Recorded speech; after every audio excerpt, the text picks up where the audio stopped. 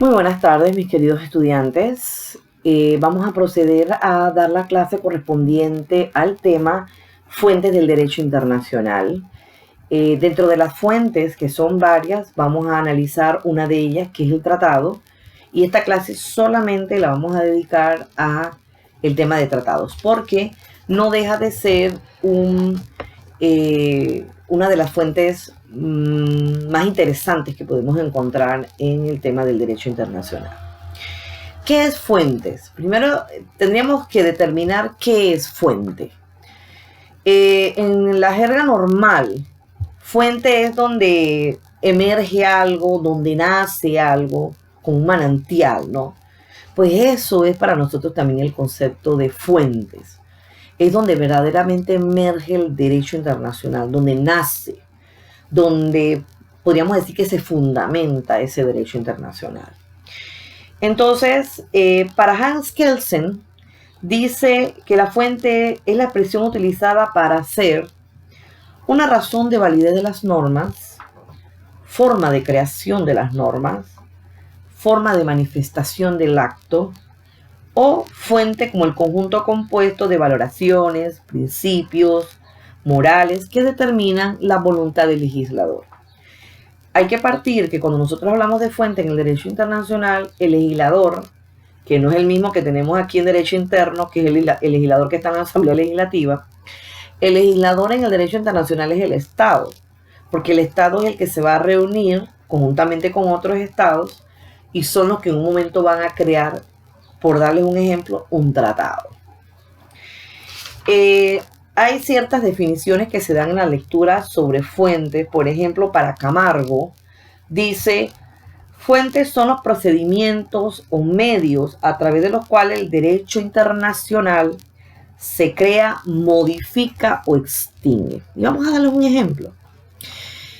Miren, Panamá realizó un tratado con Estados Unidos para regular el tema del canal, la neutralidad y todo aquello. Ese es un tratado que data de 1914, donde verdaderamente Panamá, en ese momento, cuando se habla del canal, de la construcción del canal y quién iba a administrar ese canal, Panamá deja en manos de los Estados Unidos toda esa área que llamamos la zona canalera. Toda esa área queda administrada bajo el gobierno de los Estados Unidos a perpetuidad. Eso es algo que se hizo, eso es algo que firmó no un panameño, que es el tratado que ustedes deben conocer, que se llama el Tratado Hay-Bonao-Varela. ¿Sí? En ese tratado se señala específicamente que Panamá acepta el hecho de que toda la administración de la área canalera con tierras incluidas, territorio incluido en esa área, iba a quedar en manos de Estados Unidos. ¿Vamos claro? Muchos años después, con el gobernante que estuviese de turno, que en ese entonces era el general Torrijos, él inicia una serie de conversaciones y él, dentro de estas conversaciones, lo hace incluso hasta la Organización de Estados Americanos, que es una organización internacional, y él pide el apoyo, que se apoya a Panamá para realizar un tratado donde se pudiese, entre otras cosas, eliminar ese tema de perpetuidad. Entonces, él lo logra, él alcanza, junto con el apoyo que se tuvo en ese momento del presidente de Estados Unidos, Jimmy Carter. Se hace el tratado Torrijos-Carter de 1977, 7 de septiembre de 1977, donde viene a modificar esos aspectos que estaban en el tratado de 1914. Entonces, cuando Camargo nos dice que la fuente es el tratado, y hay dos tratados, pero el último, el tratado del 77, viene a modificar, podríamos decir también viene a extinguir algunos elementos, algunas consideraciones que tenía ese tratado número 1. Entonces, eso es lo que hacen las fuentes. Las fuentes crean, modifican o extinguen algunos derechos y algunas obligaciones que tienen los estados. Entonces, muy bien la opinión que nos da Camargo, porque desarrolla verdaderamente cuál es la función de un tratado. Ok. Algunos autores hacen referencia definitivamente a ese concepto de tratado, perdón, de fuentes, como aquel donde se van a originar esas normas que van a regular a los entes. En este caso, los entes son los estados. ¿Cómo podemos nosotros constatar cuáles son las fuentes en el derecho internacional? Para eso nos tenemos que ir al artículo 38 de la Carta de las Naciones Unidas, el Estatuto de la Corte Internacional de Justicia, que está dentro de la Carta de Naciones Unidas, donde nos dicen cuáles son las fuentes, y son las fuentes que nosotros vamos a estudiar con ustedes. En primer lugar, te habla de las convenciones internacionales, ya sean generales o particulares. Las convenciones internacionales no es más que los tratados. Lo único que hizo el legislador es que no puso tratados, porque después cuando veamos denominaciones, se van a percatar que los tratados tienen diferentes denominaciones, y una de ellas es convenciones. Entonces, las convenciones pueden ser generales o particulares. Cuando se habla de generales es que son muchos estados. Cuando se hablan de particulares es cuando se hace un tratado, por ejemplo, bilateral con otro estado. La costumbre internacional, los principios generales del derecho reconocido por las naciones civilizadas, la jurisprudencia internacional y la doctrina. Ya hemos dicho que nosotros vamos a estudiar solamente el tratado. Bien. En la clasificación de las fuentes, aquí establecemos algunos autores, como por ejemplo Vargas Carreño, donde hace una clasificación de acuerdo a su regulación y te habla de fuentes autónomas y fuentes auxiliares. Como la palabra lo dice, autónoma es una fuente que nace por sí sola. La auxiliar es una fuente que nace ya de otra fuente, ¿sí? Por ejemplo, los tratados son considerados fuentes autónomas porque los estados se reúnen y llevan a cabo un tratado. Pero, por ejemplo, la jurisprudencia, que no es más que los análisis que hacen los magistrados de la Corte, y lo vamos a estudiar en su momento, para él poder resolver una situación internacional, hacer la sentencia o el fallo, él va a tener que prioritariamente buscar si se incumplió un tratado, si se incumplió un principio general del derecho, si se incumplió una costumbre, para poder hacer su fallo. Entonces, por eso se dice que es auxiliar también, porque lo que el magistrado resuelva es algo que también va a complementar algo que no se analizó, no se contempló o no se estudió en ese tratado. Entonces, por eso se habla de fuentes autónomas y fuentes auxiliares. Según su forma, dice que de las autónomas se subdividen en principales, tratados y costumbres, y subsidiarias, que son los principios generales del derecho y la equidad.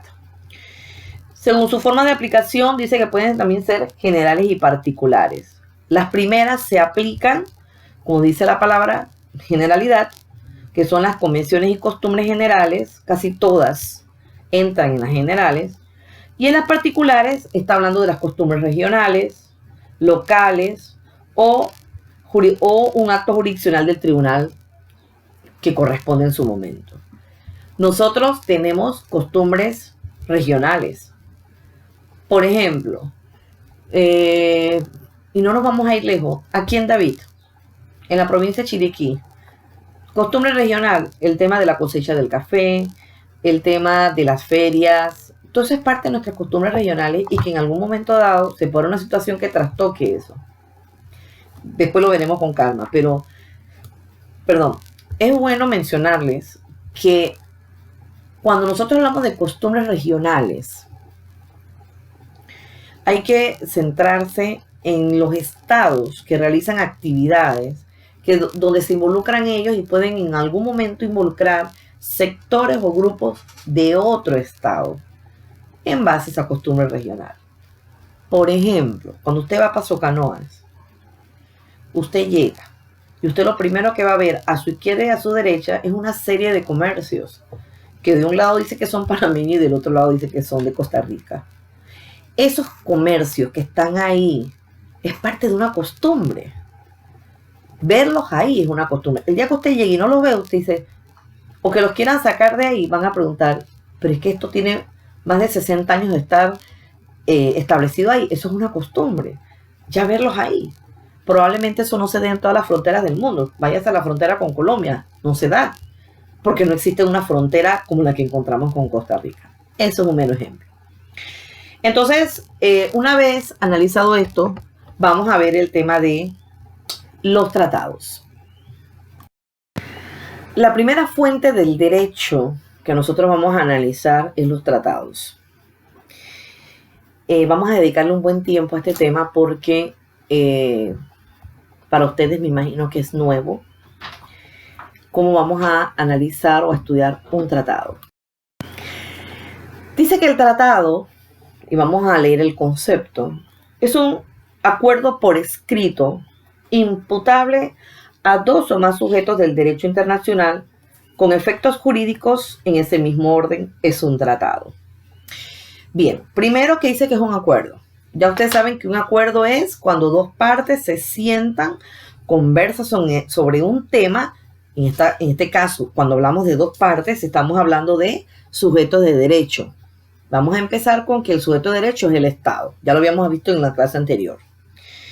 Por escrito, ustedes podrían preguntar, ¿y es que no existen tratados verbales? Sí han existido. Sí han existido tratados verbales, pero hoy en día, y siguiendo la Convención de Viena sobre el derecho de los tratados, la generalidad de los estados se inclinan por hacer tratados por escrito. Es lo mejor para las partes. Ese tratado, ese acuerdo que hacen las partes, va a crear obligaciones para ambos. Eso es lo que se llaman los efectos jurídicos.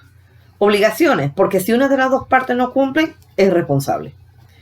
Entonces, esto es interesante. Es un acuerdo escrito, es imputable a dos o más sujetos de derecho internacional y va a tener efectos jurídicos para ambas partes. Bien, ya les dije que existe una convención, y no lo olviden nunca. Hay una convención que regula los tratados, y es la que nosotros vamos a analizar, y es nuestra referencia. Los tratados realizados entre estados. Es la Convención de Viena en referencia a los tratados, de 1969. No lo olviden. Dice la Convención de Viena en su artículo 2. Se entiende por tratado un acuerdo internacional celebrado por escrito entre estados y regido por el derecho internacional, ya conste un instrumento único o dos o más instrumentos conexos y cualquiera que sea su denominación. Esto es bien interesante y a mí me gusta mucho este concepto que da el Tratado de Viena porque es bastante completo. Ustedes van a poder notar algo. Solamente se dice acuerdo entre estados. ¿Y qué hemos dicho anteriormente? Que hoy en día los sujetos de derecho no solamente son los estados, también tenemos las organizaciones internacionales. ¿Qué le queremos decir con eso? Cuando dos estados vayan a realizar un tratado, se rigen por la Convención de Viena de 1969. Pero como la organización internacional nacen después de 1945 y ya tienen esa personalidad jurídica, entonces se hizo necesario hacer una nueva convención para incluir en ella a las organizaciones internacionales. Entonces, en 1986 se hace otra convención. En este caso es una convención que va a regular los tratados donde vamos a ver tratados que van a realizar los estados con organizaciones internacionales y organizaciones internacionales con organizaciones internacionales. Esa es la Convención de Viena de 1986. O sea que tenemos dos convenciones. Una de 1969, que es la que vamos a desarrollar en este momento, que es la que regula los tratados firmados por estados solamente. Y la otra convención, que la veremos después, la de 1986, donde los sujetos que van a hacer los tratados van a ser las organizaciones internacionales. Que esto quede claro. Muy bien. Dice Manuel Díaz de Velasco, el maestro, uno de mis maestros en España, que el tratado es toda concordancia de voluntades entre dos o más sujetos de derecho internacional destinado a producir efectos jurídicos. Más, palabras más, palabras menos, es teniendo como referencia lo que nos dice la Convención de Viena. Entonces, de este concepto hay una serie de elementos. Uno, tiene que haber un acuerdo de voluntades, el acuerdo tiene que ser espontáneo, el acuerdo tiene que haber, esa voluntad tiene que ser clara y precisa de ese sujeto de derecho. El otro elemento es que las partes que intervienen sean sujetos de derecho internacional, que tengan capacidad. Cuando hablamos, por ejemplo, de capacidad del Estado, fijo, tiene que ser un Estado. Y si es un Estado de que estamos hablando, debe tener los 4 elementos: gobierno, población, territorio y soberanía. De eso se refiere la capacidad. Entonces, y lo último es que esté destinado a producir efectos jurídicos en el plano internacional. O sea, la idea es que ese tratado que se está haciendo entre 2 estados, ambas partes lo respeten, ambas partes lo cumplan, ambas partes sean responsables. Y lo último es que ese tratado debe estar regido por el derecho internacional. ¿Sí? Bien, cuando hablábamos de la capacidad, hacíamos referencia a que el Estado debe tener los elementos, pero también que esa voluntad que el Estado va a dar en ese tratado no debe estar viciado. El consentimiento del Estado no debe estar viciado. Por ejemplo, te habla del error, del dolo, de la corrupción y de la coacción. Por ejemplo, si un Estado decide firmar un tratado, pero cuando lo firmó o posterior a él, se percatan que hubo una coacción, que el Estado le dijo, el otro con el que está firmando el tratado le dice, si tú no firmas este tratado te voy a invadir. Eso es una coacción. O, por ejemplo, si te dice, si los que están negociando reciben una maletita llena de dinero y dice, aquí está para que firmes el tratado, eso es una corrupción, porque se está comprando la voluntad.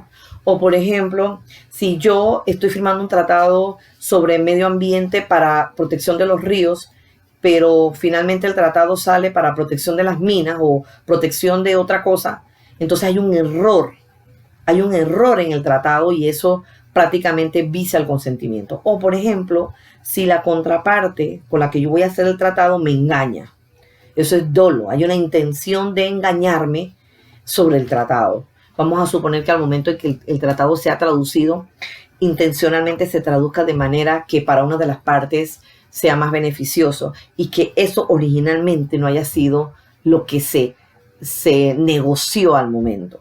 Entonces, ese dolo, ese error, esa corrupción y esa coacción, lo que vienen es a viciar el consentimiento del Estado y por ende trae la nulidad del tratado.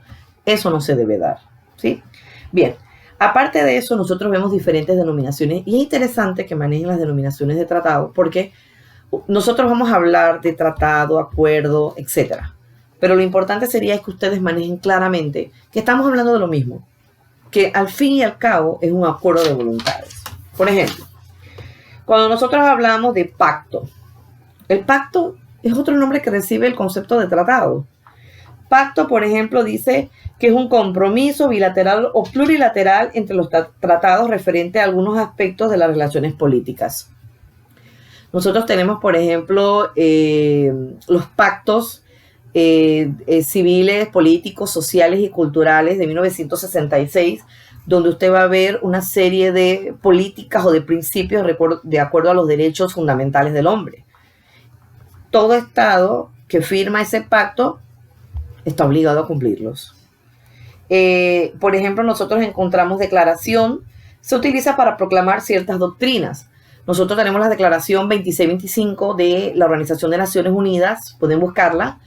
Declaración 2625, ponen en número romano 25 de 1970 y van a encontrar los diferentes principios y postulados de Naciones Unidas referente a los principios generales del derecho, como por ejemplo los principios de buena fe, de cooperación entre los estados, de integridad territorial, de libre determinación de los pueblos, etc. Todos esos principios usted los va a encontrar en esa declaración. Entonces, esa declaración, el Estado que lo firma, es como si fuera un tratado, solo que no se va a llamar tratado, sino declaración. Tenemos, por ejemplo, carta. La Carta de Naciones Unidas de 1945, en el fondo, ¿qué es? Un tratado, porque es un acuerdo. En este caso sí es un acuerdo multilateral porque incluye a muchos estados. Pero no se llama tratado, se llama acuerdo. El acuerdo, por ejemplo, o el tratado que crea la Organización de Estados Americanos se llama Carta. Carta de Bogotá de 1948. Entonces, esa es otra denominación que recibe el término tratado, ¿sí? Concordato. Cuando usted escucha el concepto concordato, siempre va a ser un acuerdo donde una de las partes es la Santa Sede. Todas aquellas resoluciones o acuerdos que haga la Santa Sede, el nombre que va a, no se va a llamar tratado, se va a denominar concordato. Están las convenciones y están las capitulaciones. Todas ellas están los protocolos también, creo que no está aquí, pero por ejemplo los protocolos no es más que, podríamos decir, es una adenda de un tratado. Se hace un tratado, pero así a veces como en los documentos que quedan temas en blanco o temas que no se han resuelto o temas que no se han regulado, entonces se hace un documento aparte que a veces le llamamos adenda o un anexo, pero en este caso le podemos llamar protocolo en derecho internacional, donde el protocolo es parte del tratado, viene a complementar temas que en el tratado original no se habían visto, analizado o contemplado, ¿sí? Bien, vamos a entrar entonces a la formalidad de los tratados. Hay una serie de pasos para el tema de la formalidad de los tratados. También se habla de la clasificación. Cuando se habla de la clasificación, dice que atendiendo a la contratación pueden haber tratados económicos, culturales, militares, políticos, etc. De acuerdo a las formalidades, pueden haber tratados formales, solemnes o no tan formales, dependiendo del tema que se está desarrollando en el tratado. También tenemos, de acuerdo a la posibilidad o no de adhesión, tenemos tratados abiertos y tratados cerrados. Un tratado cerrado es un tratado que los estados deciden que nada más van a ser ellos 2 o ellos 3 o ellos 4 y no pueden intervenir otro tipo de estados. O tratados abiertos que permiten la adhesión, que otros estados se integren a él. 1 año, 2 años, puede existir un tratado. Por ejemplo, el Tratado de Naciones Unidas, la Carta de Naciones Unidas, que es una carta que data de 1945. Hoy en día, imagínense que nazca en la comunidad internacional un nuevo estado. Supongamos que nazca el estado Kurdistán. Bueno, el estado Kurdistán dice, Naciones Unidas, yo quiero pertenecer a Naciones Unidas, que es donde está reunida la mayoría de los estados. Naciones Unidas le va a decir, con mucho gusto, adhiérase. ¿Por qué? Porque la carta es un tratado abierto. A pesar de que tiene muchos años, sí pone una condición. La condición está en el preámbulo de la carta, que dice los estados amantes de la paz. Si tú eres un estado que eres amante de la paz, puedes adherirte. Y se adhiere el tratado independientemente del tiempo en que se haya suscitado el evento, ¿sí? Entonces, pero hay tratados que son cerrados, que no permiten la adhesión de otros estados. Muy bien. También habla de los tratados constitutivos, reglamentarios y de asociación. También están los tratados contratos y los tratados normativos. Va a depender mucho de lo que queramos regular en el tratado. Podemos regular el tema de fronteras, podremos regular el tema del comercio, podremos regular el tema de relaciones diplomáticas, podremos regular el tema del medio ambiente. Son un montón de temas que pueden regular un estado con otros estados o muchos estados en sí. Entonces, de acuerdo a eso, de acuerdo a la reglamentación, a la regulación que queramos hacer, así mismo le vamos asignando el tipo de tratado que corresponde. Muy bien.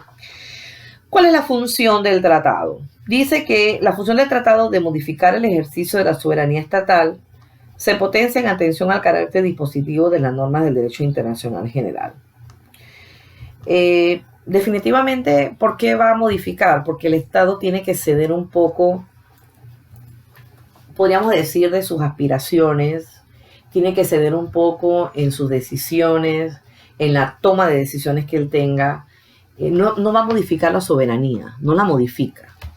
Yo diría la complementa, porque un Estado, miren el caso de la Unión Europea.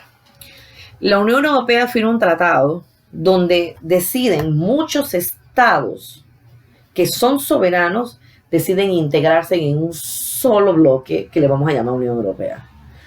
¿Ustedes creen que porque ha pasado eso ya han perdido soberanía? En lo absoluto. Ellos siguen siendo soberanos. Yo soy de la teoría de que el Estado se integra, acepta las regulaciones donde él ha participado y dice, yo acepto estas regulaciones, como por ejemplo, voy a cambiar mi moneda. Pero eso no significa que yo he perdido mi soberanía. Eso yo lo decidí. Yo estoy cediendo soberanía. Yo decidí eso por propia voluntad. Es más, hay muchos casos en que lo que se decide ese tratado, yo digo, un momento, vamos a preguntárselo a mi pueblo, a la sociedad, a los nacionales, si están de acuerdo. Y si ellos me dicen que sí, yo lo acepto como gobernante y me adhiero a ese tratado. O sea, que el tratado definitivamente viene, yo digo, es a complementar los temas de soberanía y a complementar esa relación que tiene el Estado conjuntamente con otros estados, sobre todo en la comunidad internacional. Bien, para la formación de los tratados, o sea, cómo se viene a formar el tratado, hay una serie de pasos. Empezamos con el paso de la negociación. Bueno, en definitiva, para negociar, primero tiene que haber un interés. ¿Sí? Vamos a partir de un ejemplo. Supongamos que Panamá tiene mucho interés en regular el tema del medio ambiente. El tema del medio ambiente es un tema muy extenso porque no es solamente el medio ambiente lo que respiramos, sino tiene una categoría de temas. Vamos a suponer que nosotros vamos a tratar de reglamentar o que nos interesa regular en el tema de medio ambiente los ríos, la protección de los ríos. Puede que tengamos ríos que en algún momento dado empiezan en Panamá y terminan en Costa Rica o viceversa, ¿sí? O las aguas que tenemos en común países con Costa Rica o con Colombia. Así que si yo estoy interesada, yo soy Panamá y me digo yo, el gobernante, estoy interesado en un tratado sobre medio ambiente. Los temas van a ser la protección de los ríos. Así que yo voy a llamar a Costa Rica, al representante en Costa Rica, y le voy a decir mi interés de regular este tema. El gobernante de Costa Rica puede decir, mira, a mí también me interesa. ¿Qué tal si nos sentamos a conversar sobre ello? Se fija una fecha, un lugar determinado donde ambas partes se van a sentar a conversar sobre el problema. En esa conversación puede ser de 1 a 2 días, 3 días. Eso puede ser a través de un congreso, puede ser a través de un ciclo de conferencias, etc. Ellos conversan y cuando están conversando comienzan a negociar. Pueden hacerlo en ese momento. Dice el Tratado de Viena que la negociación es la participación en la elaboración del texto de un tratado, ya sea que se realice por 2 estados, a través del cauce diplomático ordinario o por varios estados, en el seno de una conferencia o de un órgano de una organización internacional. Cauce diplomático. Mi diplomático, yo lo mando a conversar con el diplomático de Costa Rica y de pronto también con el de Colombia, porque tenemos áreas en común, para elaborar un documento, pero vamos a negociar primero. Entonces, el otro punto es el siguiente. ¿Qué prerrogativas le va a dar al gobernante ese diplomático? Solamente de negociar. ¿Sí? Ese diplomático va a tener solamente como función negociar el tratado. Eso por un lado. Podemos sentarnos y conversar sobre el tema, ¿no? Discutir qué tema, en el tema de los ríos, si son los ríos que tenemos en común, si son políticas que vamos a incluir, etcétera, etcétera. Todo eso se entra a negociar. En la negociación, cada parte debe tener en un momento dado esa anuencia. No es que yo voy a imponer, no, porque estamos hablando de estados. Y entre ellos tiene que darse el principio de igualdad soberana y de soberanía. Ese principio que me dice a mí, yo tengo que respetar lo que ellos también piensan. Entonces, se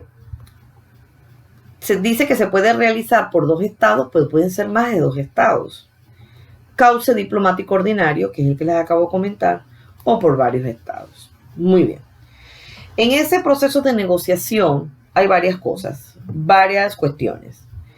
Primero, entre 2 o más estados por el cauce diplomático ordinario mediante el envío de una misión especial. Esto es importante. Imagínense que nosotros vamos a mandar una misión especial para negociar el tratado. Les pregunto yo a ustedes, ¿a quién enviarían? Ustedes me pueden decir, pues nosotros podemos enviar al canciller o al ministro. ¿Y a quién más podrían enviar? Yo les digo algo. Vamos a enviar al ministro del ramo, al ministro del medio ambiente.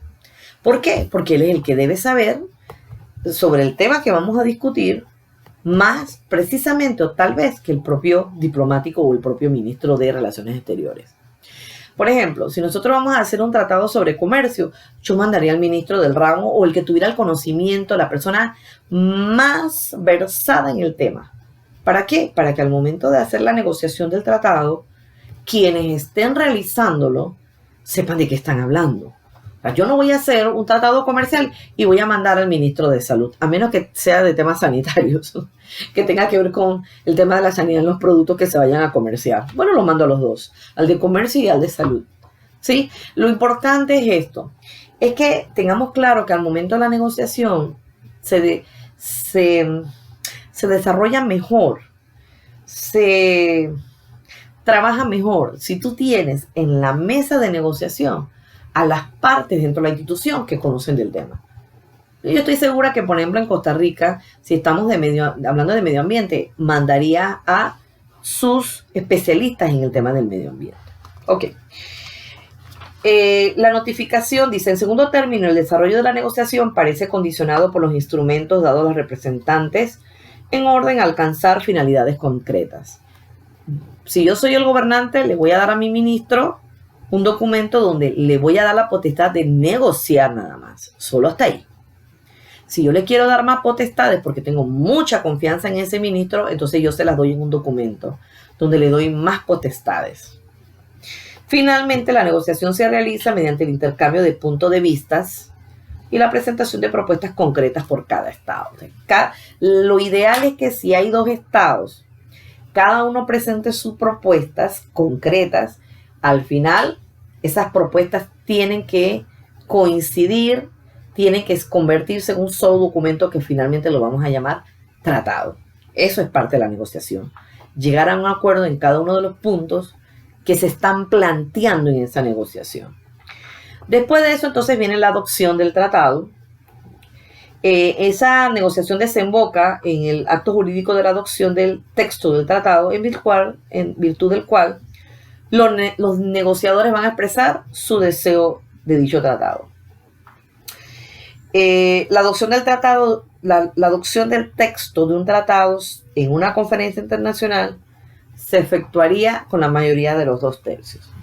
Ya hemos negociado, ya tenemos el documento, pero ese documento, entonces tenemos que adoptarlo. Todavía no es ley, todavía no, estamos en el segundo paso. Ese texto podemos hacer una conferencia entre los 2 estados o si son más y decidir. Si son varios estados los que están negociando este tratado, vamos a suponer que sean 10 estados o 20, es más difícil. Pero lo ideal, verdaderamente bajo mi punto de vista, si yo entro a negociar un tratado, si he gastado dinero para mandar a mis funcionarios para negociar un tratado, lo ideal sería que al momento en que ese tratado quiere entrar en funcionamiento, todos estemos de acuerdo en adoptarlo. Eso sería lo ideal, que todos. Pero cuando se habla de un tratado donde hay 50, 80, 200 estados, entonces va a ser un poco más difícil. La norma determina que 2/3 de los estados. para que verdaderamente el tratado se adopte. ¿Sí? Bien. Dice que la adopción del texto de un tratado se efectuará por consentimiento de todos los estados. Ese es lo que se busca. Y en el seno de una conferencia entonces los estados participantes van a determinar cuál será la medida para que los estados se adhieran a él, ¿no? Entonces está la autenticación, que es una práctica tradicional que deviene del lapso temporal que puede existir entre la adopción del tratado y la manifestación del consentimiento. ¿Qué pasa? Nosotros tenemos en esa autenticación algo bien interesante. Y eso tienen que hacerlo todos los estados. Ya el tratado se adoptó, pero se adoptó en esa reunión que tienen quienes han participado. ¿Sí? Sucede que ese tratado hay que nuevamente llevarlo para autenticarlo al estado, cada uno de los estados, para verificar si alguna parte de ese tratado no choca con las normas internas del estado. Por ejemplo, imagínense que el tratado diga: todos los ríos de Panamá podrán ser utilizados para hacer represas. Tú vienes acá, tú vas a ver la Constitución, tú vas a ver la ley de medio ambiente, tú vas a ver un montón de leyes administrativas, tú vas a ver la ley penal y tú vas a decir: pero es que eso no puede ser. No podemos abusar de los ríos, más bien tenemos que protegerlos. Entonces, si vemos que una norma que está en el tratado choca con las nuestras intereses, no, esta norma no la podemos aceptar. Y si no se cambia, no aceptamos el tratado. Pero ¿qué sucede? Para que todo esto no sea como una broma, porque es tiempo que invierten los gobernantes, cuando yo voy a traer mi tratado a mi estado para revisarlo, yo allá adquiero un compromiso y le digo: mira, yo voy a llevar mi tratado para revisarlo, pero yo adquiero el compromiso de que una vez revisado, volvemos acá a reunirnos para manifestar nuestro consentimiento de que ya el tratado va a ser una realidad. Para eso, entonces, utilizamos algo que se llama la firma ad referendum y la rúbrica. O sea, la persona que fue allá, que se le dio la potestad para hacer esa rúbrica de compromiso de que va a traer su tratado para que lo revisemos y después llevarlo, él deja una rúbrica. Una rúbrica es como una media firma, ¿sí? Entonces dice la lectura: la rúbrica se utiliza cuando para la adopción de un texto los negociadores se disponen a someterla a la consideración de sus gobiernos, interrumpiendo la negociación en tanto se evacúan las consultas. Esto significa una firma abreviada, que es la colocación de las iniciales en el texto. El negociador, o sea, el que está negociando el tratado, tiene plenos poderes, pero prefiere consultar a su gobierno y espera la respuesta del mismo. Supongamos que el negociador está trabajando en el tratado y se da cuenta de esa norma. Por eso es importante que quien esté en la negociación del tratado sea el especialista. Lo que les dije de llevar al ministro o la persona dentro del rubro que sepa de ese tema. Cuando se toca una norma en el tratado que trastoca la nuestra interna, la persona debe saberlo. Y dice: un momento, yo necesito consultar con el gobierno o consultar esa norma, esa parte del tratado que puede chocar con mi norma interna. Entonces yo dejo una rúbrica y les digo: voy a consultarlo y regreso posteriormente. Por eso es que nosotros encontramos que algunos tratados demoran a veces hasta 5, 7 años, 10 años en firmarse. Porque es necesario verificar que los tratados no vengan a chocar con ninguna norma. Y les digo algo, hay a veces negociaciones que no pasan de ahí. Y a veces los estados se ponen a negociar meses, 2, 3 años, y al final no concluye ningún tratado. ¿Por qué? Porque se percatan que finalmente el tratado va a afectar a alguna norma interna y dicen: mejor no hacemos ningún tratado. ¿Ok? Ya en la fase final, entonces, ya vimos que la norma, pues, acá podemos acomodarla o se puede acomodar el tratado. Ya tenemos un tratado que es acorde a nuestro derecho. Entonces se da la manifestación del consentimiento, lo cual se puede dar a través de la ratificación del tratado cuando ya lo hemos firmado y todo, entra a nuestro país, pero también vuelve a tener el mismo cauce, porque cuando entra a nuestro país, entonces debemos ver si el tratado lo aceptamos o no lo aceptamos. Y hay tres formas. Cuando la ratificación solo es obra exclusiva del Ejecutivo, cuando es solo obra del Legislativo o cuando es de ambos. En Panamá es de ambos. El tratado viene, entra al órgano donde estamos representados todos, la Asamblea Legislativa. Todos estamos representados ahí. Los diputados analizan el tratado y dicen, me parece que está bien, no choca. También ellos pueden volver a verificar si el tratado no choca con ninguna norma interna. Dicen, nos parece bien, lo elevan a ley, hacen las votaciones que corresponden y entonces pasa al Ejecutivo para que el Ejecutivo realice lo de rigor para que el tratado sea aprobado en nuestro país. Eso es lo que llamamos la ratificación. Entonces, ¿cuáles son hay efectos cuando ya se ratifica el tratado? Ya hay un enlace jurídico. Ya estamos prácticamente conectados con el tratado, ya estamos prácticamente obligados a cumplirlo. Entonces se da la firma, canje de los instrumentos. ¿Por qué se tiene que dar el canje de instrumentos? Porque, por ejemplo, si nosotros hacemos un tratado con Brasil, Brasil no habla español, habla portugués. Entonces, lo ideal sería que cuando hagamos un tratado, las terminologías, las palabras, las frases que utilicemos en el tratado tengan el mismo significado tanto en Panamá como en Brasil. Porque no podemos hacer un tratado para después andar interpretándolo como mejor le parezca. No. Por eso a veces los tratados cuando se hacen, lo primero que hacen es que hablen como un vocabulario, para que el significado de cada palabra quede claro, cada estado quede claro en el concepto que se va a utilizar de cada palabra o de cada frase. La adhesión se tiene que dar con aquellos tratados que permiten la incorporación de nuevos estados. Por ejemplo, si Panamá pues firmó un tratado con Colombia y Costa Rica y Nicaragua, Guatemala, estos países que están muy cerca se quieren adherir y ellos, los tres que originalmente hicieron el tratado, deciden que es un tratado abierto, entonces puede permitir la adhesión. Lo único que hay que aclarar es que el estado que se adhiere tiene que aceptar lo que hay, porque para eso los iniciadores o los fundadores del tratado se tiene que respetar lo que ellos decidieron en el tratado. No puede venir un nuevo estado a querer cambiar las reglas del juego. No, se tiene que adherir. La aceptación por parte de los estados, la aprobación, muy importante la interpretación de los tratados. Pueden darse tratados donde es necesario que se interpreten algunas cosas porque no está claro, puede suceder. Entonces, los tratados pueden ser interpretados tomando el sentido natural del tratado tal cual como está. El término que el mismo contexto del general del tratado lo resuelve, o los anexos. Todo tratado puede tener un anexo y en el anexo desarrollar algunas de las interpretaciones o algunas de las, podríamos decir, comunicaciones o aclaraciones que se le quieran hacer al tratado. Las formas de interpretación tenemos la gubernativa o auténtica, la jurisdiccional que se hace ante la Corte Internacional de Justicia o mediante árbitros. ¿Sí?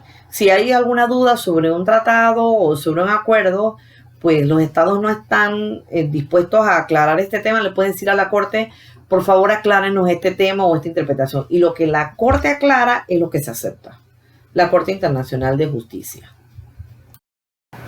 Seguimos.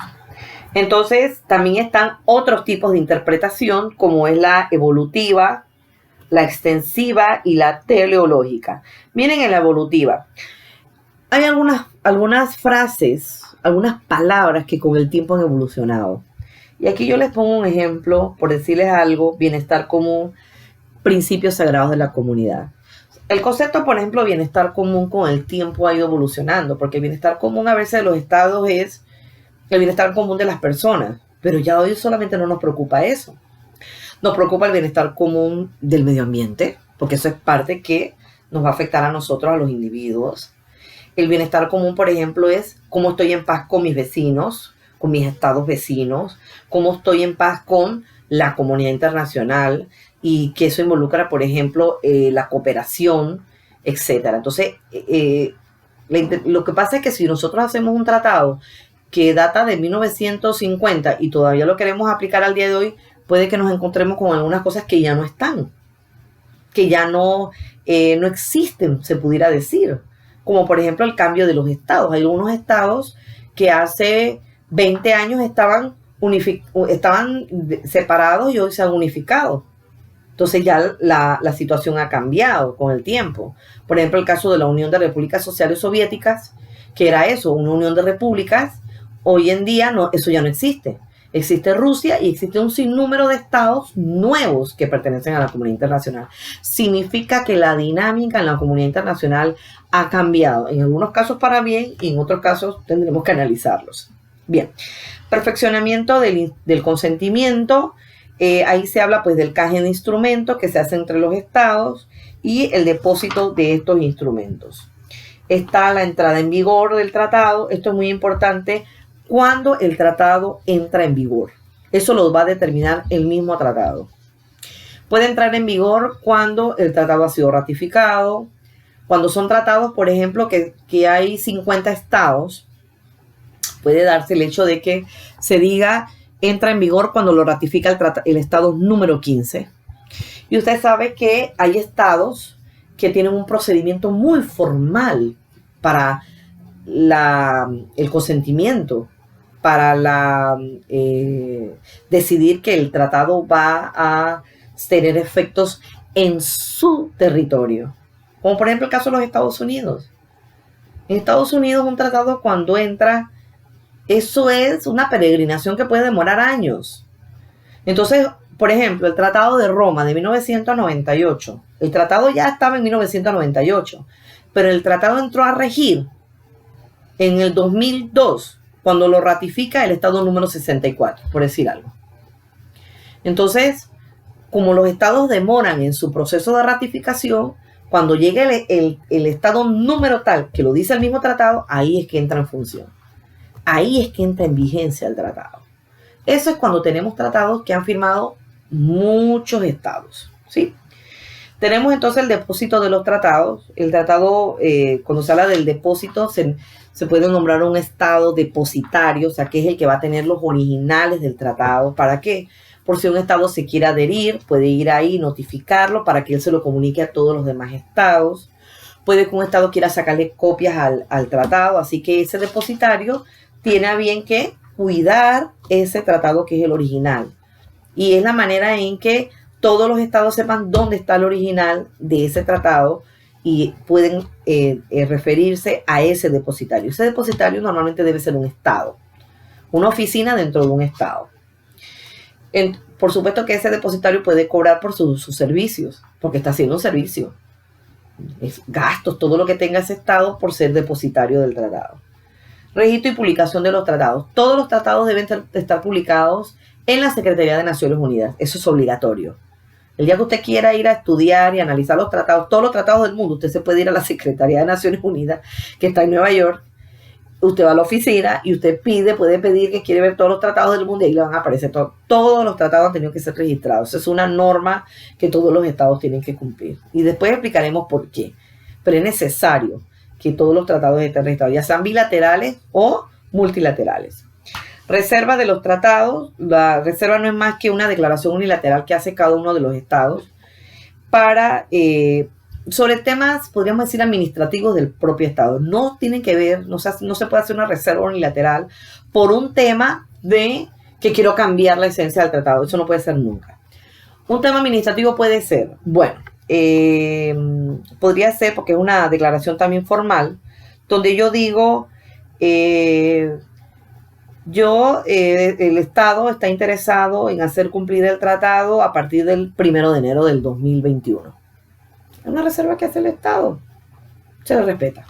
Entonces ellos presentan esa declaración. O sea, son cosas, temas administrativos. O sea, sí estoy interesado, pero vamos a suponer que el tratado se hizo, pero en el tiempo en que debe ratificarse, o en el tiempo que ya se tenga que aplicar, hay cambios en el gobierno o hay elecciones en el país. Entonces es un problema muy grande entrar a ver un tratado, así que mejor, dicen ellos, esperemos que vengan los nuevos gobernantes, los nuevos diputados. Entonces, para saber que hay un tiempo para eso, nosotros entramos a regirnos en el tratado en el 2021, 1 de enero. Entonces, eso es una reserva que puede hacer un Estado, ¿sí?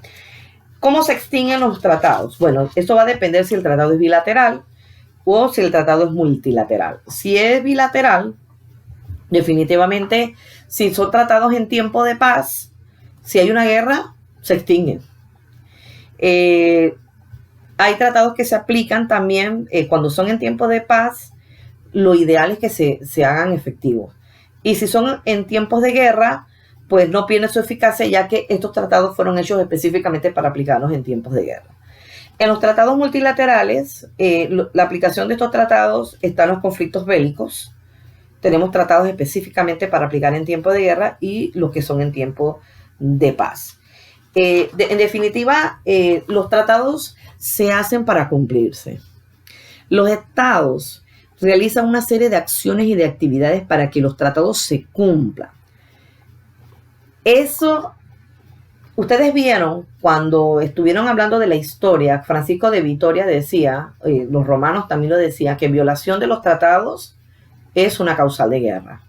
Pues en derecho internacional no aplicar un tratado puede ser una causal para ir a una guerra. Pero no nos pongamos trágicos. Puede ser una causal para que los estados no se sientan que no están cumpliendo, entren a negociar y cada uno diga, bueno, queremos cumplir el tratado, pero lo queremos hacer bajo ciertas pautas. O sea, lo que negociemos, tratemos de cumplirlo. Esa es la dinámica que debe tener en todo momento el Estado cuando se atiene a suscribir un tratado. Bueno, este es un tema bastante extenso. Este tema va a abarcar prácticamente 2 semanas. Yo ya desde ahora estoy mandando el video explicativo. Vamos a esperar la clase que ustedes tengan, resuelvan sus talleres, todas las dudas que tengan, porque yo necesito que ustedes manejen muy bien el tema de los tratados para ir viendo entonces las otras fuentes del derecho, que son la costumbre, los principios generales del derecho, la jurisprudencia internacional y la doctrina. Ha sido un placer estar con ustedes. Espero que se estén cuidando y que pronto podamos vernos por esta vía. Saludos a todos.